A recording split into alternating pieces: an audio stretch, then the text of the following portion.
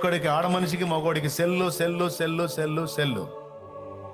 అరే సేవకుల పిల్లలకు కూడా సెల్లే. అరే ఏం చేస్తావురా నువ్వు పెద్ద అయితే? నేను సేవ చేస్తా. మరి సేవ చేస్తే దానికి సంబంధించినటువంటి రీతి లేదురా నీ దగ్గర, ఎదుగుదల లేదురా, ఆ విషయంలో నీ నడిపింపు లేదురా అంటే ప్రస్తుతం సెల్ ఫోన్ చూస్తున్నాను, రేపు గాడిదలు కాస్తాను. ఒరే సెల్ ఫోన్ చూస్తే బేవరసవాడు అవుతావురా, నువ్వు బేవరసవాడు అవుతావురా.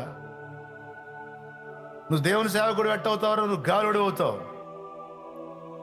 సెల్ ఫోనే ప్రపంచం అయితే, సెల్ ఫోనే జీవితం అయితే, సెల్ ఫోనే లోకం అయితే నంబర్ 1 గాలోడు అవుతారా నువ్వు. సేవ చేయాలని రోషం పుట్టాలరా. పట్టుబడితే దాన్ని తాడో పేడ తేల్చిందాక నిద్రపోకూడదురా. రోషం లేని బతుకు నీచం రా, కుక్క కంటే హీనం అది అని చెబుతా నేను.